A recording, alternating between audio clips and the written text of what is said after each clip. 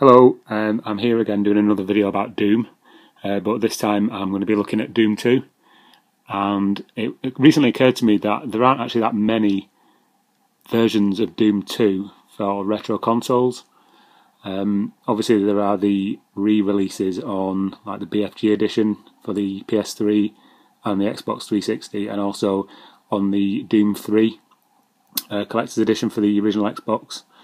And obviously the Xbox Live arcade editions as well. But as a standalone physical release for older consoles, there are only 3 different versions, mainstream versions anyway. I know there's one, I think it's the Tapwave Zodiac has got a version, but I'm talking about the PlayStation, the Saturn and the Game Boy Advance. So this is just a quick, shortish look at how the different versions measure up. Okay, so we begin with Doom on the Sony PlayStation. This is the best version by not a considerable margin, but it's easily the best version. One of the standout features of the PlayStation port is the Technicolor lighting that you can see that's not actually present in any of the other versions. This was completely new for the PlayStation. Don't actually know why they included it, but I mean, it does set it apart from the PC game, and I think it just makes it look quite unique, to be honest. This is level 3, the Gauntlet, not the Gauntlet, it's Gauntlet for some reason. And this section is one that some of the other versions struggle with, just because it's quite a large open space. Again, you've got the Technicolor lighting. I don't know where that's actually meant to be coming from, because there's no there's no ceiling. This is interesting. The way the demon or the spectre changes depending on the different port that you're playing. So, for example, they just look like normal demons, slightly translucent, and I'll come back to that in another clip further on. But I also like the way that the muzzle flash, lights up the enemy sprites when they're in that bathed in that sort of different coloured light. This is another section of this level that some of the other versions have an issue with. I think, again, it's because it's an open space, and also you do, depending on the difficulty level, you can get quite a few enemies on screen, and obviously you've got bits of the scenery moving as well, things falling, going up and down. So yeah. Again, you can see the lighting there on the imps as they pass over the different raised platforms. I actually wanted to show this version first because it's the best, and just as kind of like a yardstick really on the other ones. You will be able to tell a difference when I show you the Sega Saturn and the Game Boy Advance version. Funnily enough, I've played this game so many times I've never even noticed this particular teleporter, so I was a bit sort of mystified as to where it took you, but then it obviously just takes you back to the other side of the room again. But I've never seen that before, weirdly. And then into the ending room.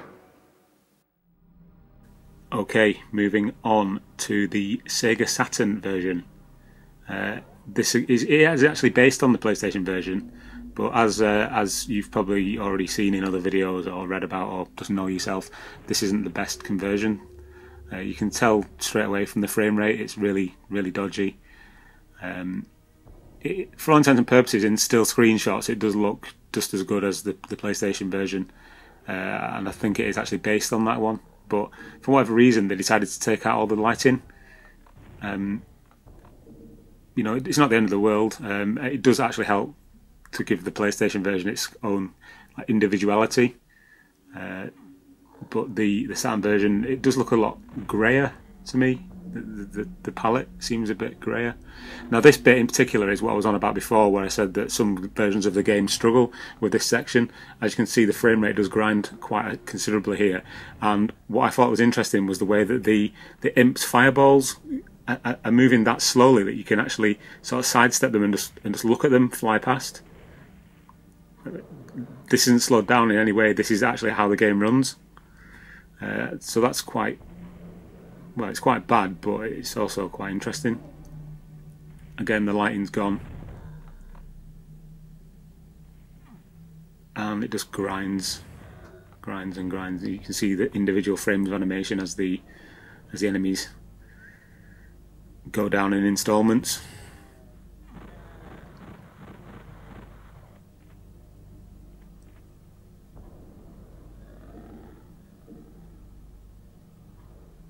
Here I just wanted to show you the different sort of type of Spectre. The Saturn's not, well, it can do transparencies, as you've seen in games like Exhumed, and I think Quake's got quite a few transparencies in it as well, especially the water effects.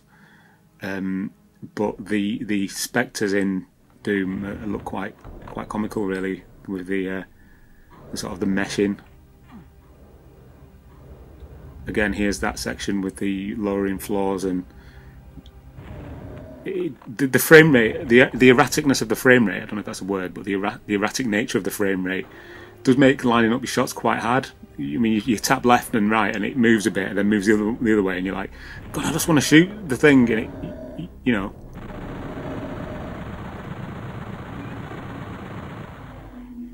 I mean, there again is the super slow motion fireballs.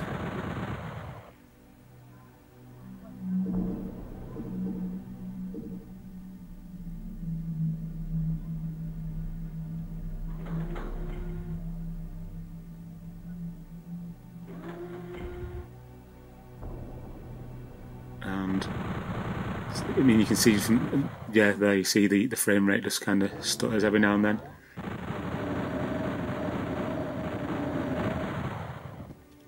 And then to the end. Okay, last but not least, this is the Game Boy Advance version, and you can see that the graphical fidelity is obviously a lot lower than the other two versions. I'm actually using a Game Boy player to record this, so you can see by the border around the outside of the screen. It's actually quite a technical feat that they got Doom 2 to even run on the Game Boy Advance, especially as well as it does. It does look great on the screen. Obviously on the big TV blown up it's not so great, but that was the only way I could really record it. What I was talking about earlier with the Spectres is that in the Game Boy Advance version, the texture used is kind of like a rippling, translucent, almost like the effect used in the Predator film, which is quite a weird design choice. As you can see here, rather than just making it a semi-translucent sprite like they did in the other versions, they actually used the same technique as the PC game, which is quite odd considering that it's not the most powerful system. To be fair though, it does run better than the Saturn version.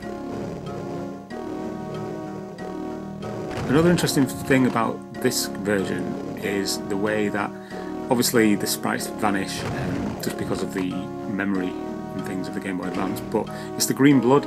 I mean, Doom on the original Doom on the SNES has red blood, yet Doom on the Game Boy Advance has green blood. I don't know if Nintendo changed the policy at some point, sort of after the SNES, but it just struck me as a bit inconsistent.